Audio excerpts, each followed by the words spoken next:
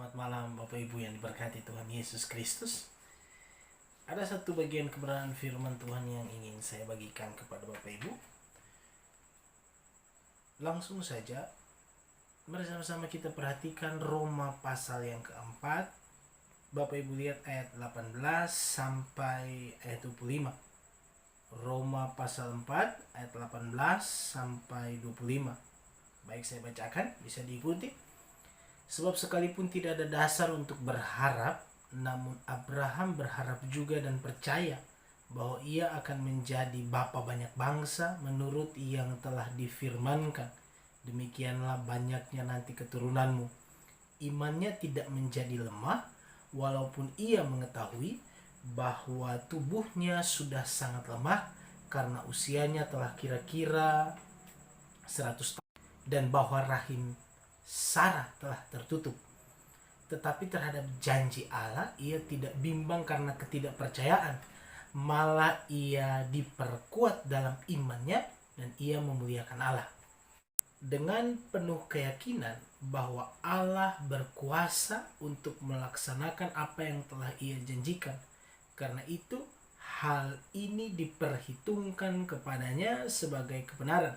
Kata-kata ini yaitu hal ini diperhitungkan kepadanya tidak ditulis untuk Abraham saja, tetapi ditulis juga untuk kita, sebab kepada kita pun Allah memperhitungkannya karena kita percaya kepada Dia yang telah membangkitkan Yesus Tuhan kita dari antara orang mati, yaitu Yesus yang telah diserahkan karena pelanggaran kita dan dibangkitkan karena pembenaran kita.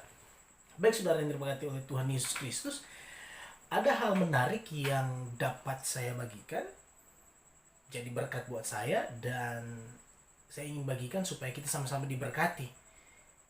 Kita cek dulu keadaan Abraham ya. Sebab sekalipun tidak ada dasar untuk berharap, namun Abraham berharap juga dan percaya. Ayat 18 ini menarik. Abraham terus saja berharap dan percaya meskipun tidak ada harapan lagi. Itu terjemahan bahasa Indonesia sehari-hari. Dibilangnya kayak tadi.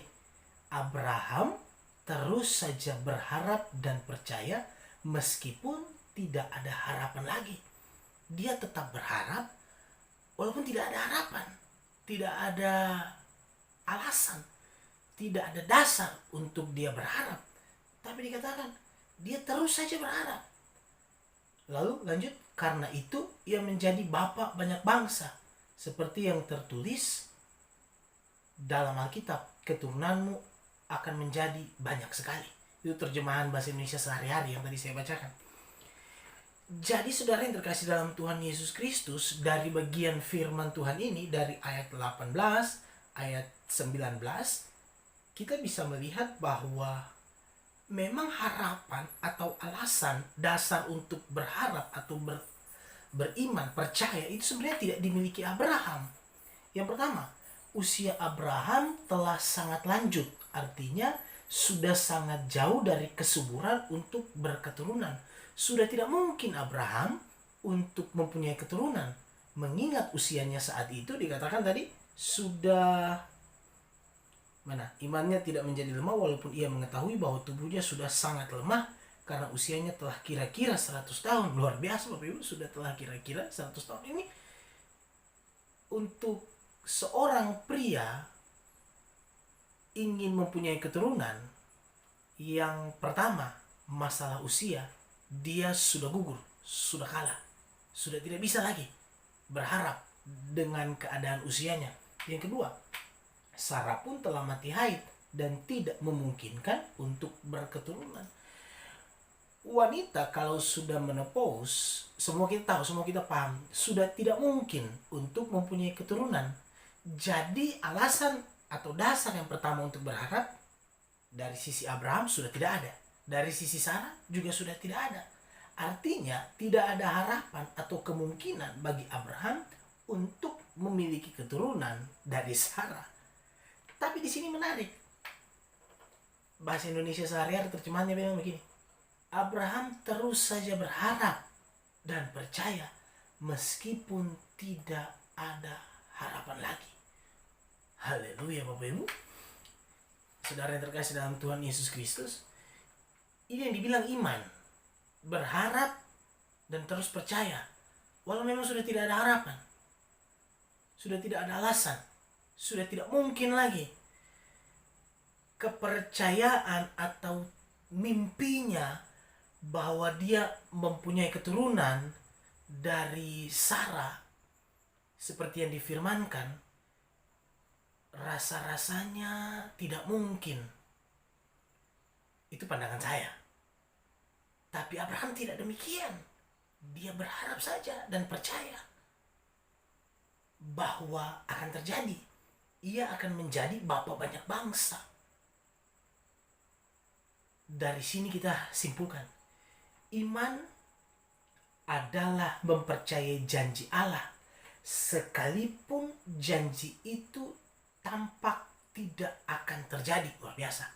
Iman adalah mempercayai janji Allah sekalipun janji itu tampaknya tidak akan terjadi. Kisah ini mengingatkan saya Yesaya pasal 55. Biar saya bacakan. Yesaya pasal 55 ayat 11 bilang begini, demikianlah firmanku yang keluar dari mulutku, ia tidak akan kembali kepadaku dengan sia-sia. Luar biasa Bapak Ibu. Firman yang keluar dari mulut Allah tidak akan pernah kembali dengan sia-sia, tetapi ia akan melaksanakan apa yang ku kehendaki dan akan berhasil dalam apa yang kusuruhkan kepadanya. Saudara yang terkasih dalam Tuhan Yesus Kristus, firman yang keluar dari mulut Allah tidak akan pernah kembali dengan sia-sia, tapi itu akan terlaksana, itu akan tergenapi. Masalah waktunya Tuhan, karena dia yang berfirman, dia yang berjanji. Berarti waktunya adalah waktunya Allah, bukan waktunya kita. Mungkin kita lihat sudah tidak mungkin. Kacamata kita, waktu kita, dimensinya kita sudah tidak memungkinkan.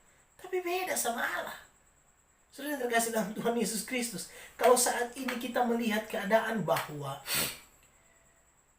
keadaan tidak baik, keadaan tidak memungkinkan, kita punya banyak rencana yang harus kita laksanakan mungkin dalam waktu-waktu yang sudah berlalu, beberapa bulan terakhir ini dan beberapa bulan ke depan.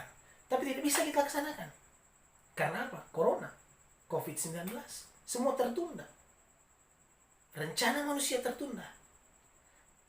Tapi mari perhatikan, itu kan rencana manusia. Kita mungkin sudah punya planning, bulan ini kita mau bikin ini. Apalagi saudara dan saya yang ada di kota Masohi, kita punya rencana bahwa di bulan April ini, tanggal 8-9 kemarin, ada event besar.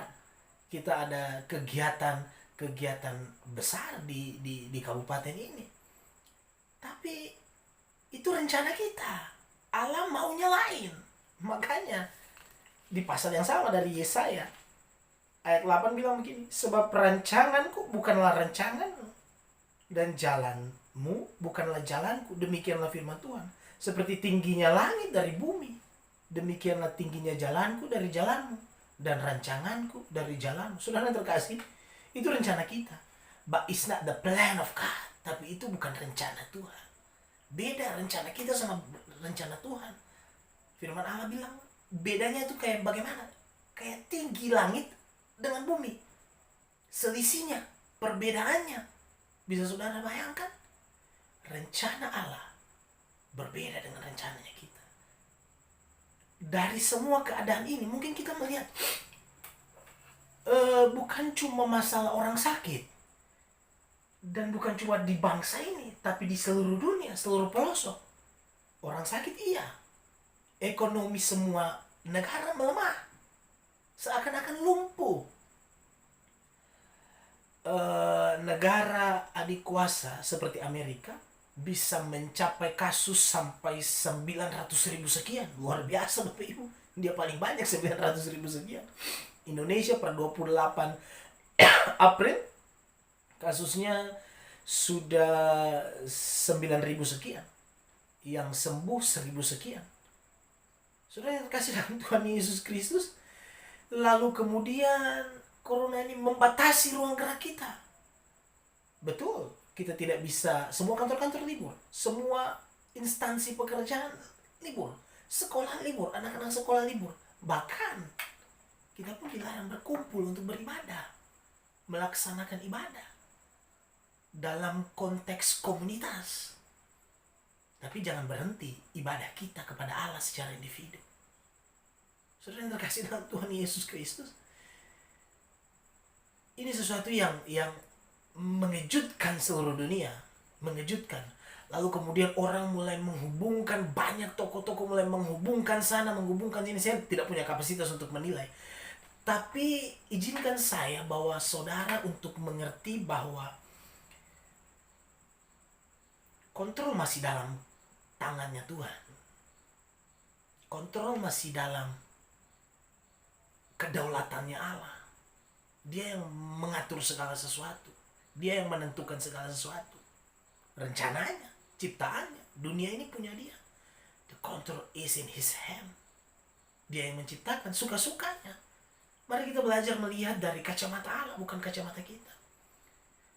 Saya bersyukur dari sisi bahwa seakan-akan bumi ini bernapas kembali. Kemudian polusi di beberapa tempat di dunia yang biasanya merah kini mulai cerah, ada awan-awan langit yang mulai terlihat cerah. Ini sebenarnya hal yang baik. Dan so far we don't understand. Sejauh ini kita belum mengerti, belum paham maunya Tuhan seperti apa, kehendaknya Tuhan apa, rencananya Tuhan apa. Tapi mari lewat ini kita sama kayak Abraham tadi, imannya kita. Kalau dia pernah berjanji bahwa dia akan menjaga kita, memelihara kita, imani saja. Walaupun kita harus menghadapi keadaan virus wabah COVID-19 ini, corona ini.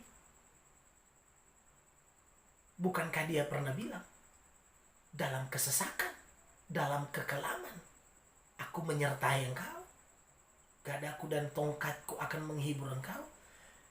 Sudah terkasih dalam Tuhan Yesus Kristus, just enjoy. Mari nikmati semua yang terjadi ini dalam koridor kita sebagai ciptaan yang terus mengagungkan kedaulatan pencipta kita, Allah yang mencipta kita, langit dan bumi. Saya mau bilang bahwa semua negara akhirnya ribut, saling mempersalahkan. Eropa mempersalahkan China, dituding lambat, dituding tidak transparan, tidak terbuka.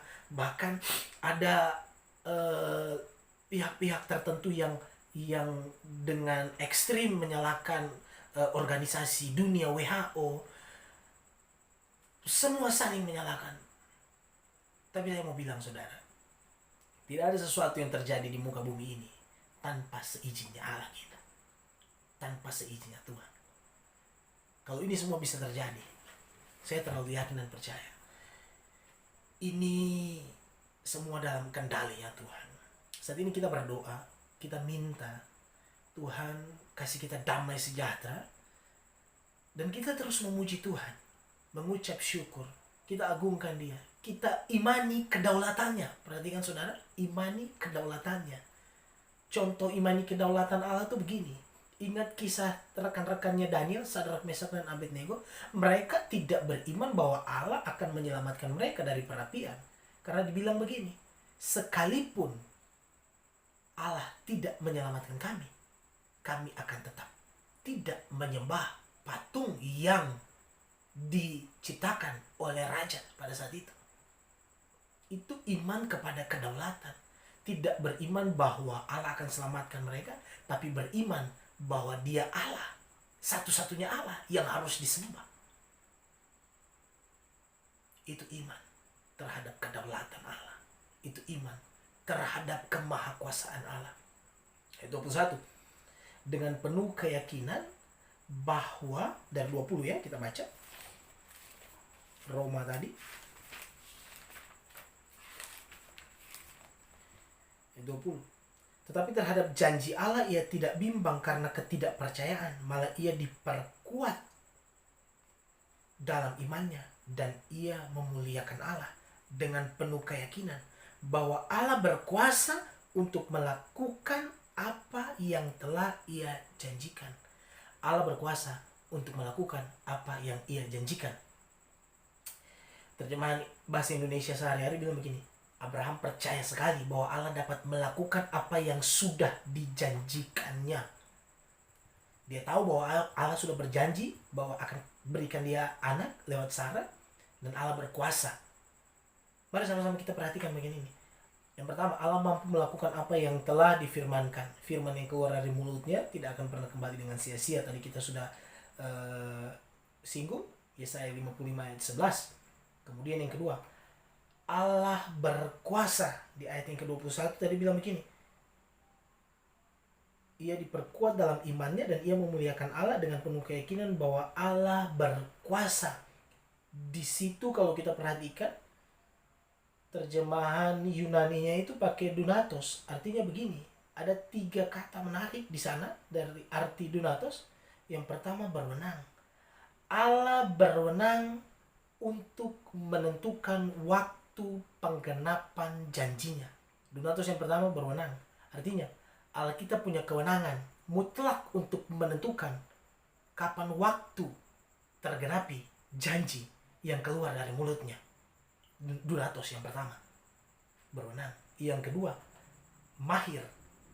Dia mahir mengatur alur kehidupan manusia. Saudara yang terkasih dalam Tuhan Yesus Kristus, kalau dia mahir, jangan Anda dan saya semua kita protes. Jangan kita ngotot. Jangan seakan-akan kita ngancam Tuhan dalam doa kita. Karena dia paling mahir untuk mengatur jalan kehidupan kita. Kemudian dia maha kuasa. Dunatos arti yang ketiga, dia maha kuasa terhadap segala ketidakpastian yang nampak bagi kita. Kita lihat sekarang tidak mungkin ekonomi bisa pulih. Saudara terkasih, mungkin yang paling merasa sulit para pejuang di kota-kota besar yang harus menghidupi keluarganya dengan upah harian. Kalau saat ini mereka libur, upah apa yang harus didapatkan? Oke, kalau memang pegawai negeri yang atau BUMN yang tiap bulan tetap mendapat tunjangan sekalipun libur, tapi mereka yang berjuang tiap hari ada uang kerja supaya bisa melanjutkan hidup. Kalau tidak ada, apa yang diharapkan? Tidak ada yang diharapkan. Sulit, keadaannya sulit. Keadaannya seakan-akan tidak memberi kepastian. Saudara yang terkasih dalam Tuhan Yesus Kristus, ini semua menjadi alasan untuk khawatir. Makan apa? Untuk khawatir. Hidup bagaimana? Untuk khawatir. Anak istri bagaimana? Keluarga bagaimana? Tapi sebagai orang percaya, ingat Tuhan Yesus pernah ngomong waktu di bukit. Apa yang dia pesankan? Burung, bunga, tidak ngapa-ngapain. Tapi Allah pelihara. Apalagi kita. Amin saudara. Allah pelihara. Itu firman yang keluar dari mulutnya. Dia sudah ngomong. Dan tidak akan pernah menjadi sia-sia. Amin saudara. Ini bukan terjemahan saya. Ini bukan terjemahan para ahli. Tapi jelas ditulis. Yesus yang berkata demikian. Hal kekhawatiran. Apa yang hendak engkau khawatirkan? Dia yang menjamin hidup, makanan, pakaian. Dia yang mendanani, dia yang beri makan. Tapi mari sama-sama kita cari kerajaan Allah. Kita nikmati kerajaan Allah. Kita nikmati persekutuan dengan Tuhan Yesus Kristus. Lebih banyak waktu di rumah artinya lebih banyak waktu jumpa Tuhan. Lebih banyak waktu baca Alkitab. Lebih banyak waktu berdoa. Lebih banyak waktu mengucap syukur. Mungkin ini kesempatan buat kita. Berpikirlah demikian. supaya kita menikmati persekutuan dengan Allah yang indah. Dengan demikian, kita mengerti kehendaknya, kita pahami kehendaknya, lalu kita tidak tergesa-gesa mendengar pandangan-pandangan orang-orang yang menakutkan. Dibilanglah sudah inilah, sudah itulah, sudah pakai inilah, pakai itulah, whatever. Bukan ranahnya kita bermain di situ, saudara. Ranahnya kita saat ini adalah melihat keadaan, berdoa, dan jangan saling serang. Saudara, saya mau kasih tahu bahwa keadaan seperti ini, saat ini, kita semua tidak ibadah di gereja kita karena larangan, dan memang jangan. Untuk kebaikan kita, jangan berkumpul. Kita masing-masing ibadah di rumah. Tidak ada satu sinode pun di bangsa ini saat ini, lewat virus ini, lewat COVID-19 ini, yang dapat menonjolkan dirinya. Karena semua kita sama. Semua kita saat ini sama. Saudara yang terkasih, jangan saling serang, jangan saling hujat. Tunjukkan kesatuan tubuh Kristus. Kita saling nopang, saling mengasihi, saling mendoakan satu dengan yang lain. Saudara yang terkasih dalam Tuhan Yesus Kristus, gereja bukan berarti gedung yang megah, bukan berarti jumlah jemaat, tapi kita kembali kepada arti gereja yang inti, yang makna utamanya pribadi yang terpanggil keluar dari dalam kegelapan, masuk ke dalam terang Allah. Itulah panggilan kita, gereja yang Allah kehendaki. Semoga Bapa di surga, Tuhan Yesus Kristus, menemukan gereja di dalam rumah tangga kita, di dalam pribadi kita, di tengah wabah corona yang seakan-akan mau membunuh kita, seakan-akan mengancam kita. Tapi ingat, firman yang keluar dari mulut Allah tidak pernah terancam oleh apapun. Tuhan Yesus memberkati. Terakhir pesan saya, tidak ada satu hal di muka bumi ini yang dapat memisahkan kita dari kasih Tuhan Yesus Kristus. Tuhan Yesus memberkati. Tetap bersemangat, tetap beriman. Allah berdaulat dalam segala sesuatu. Dia berkuasa, artinya dia berwenang, dia mahir, dia maha kuasa. Tuhan Yesus memberkati.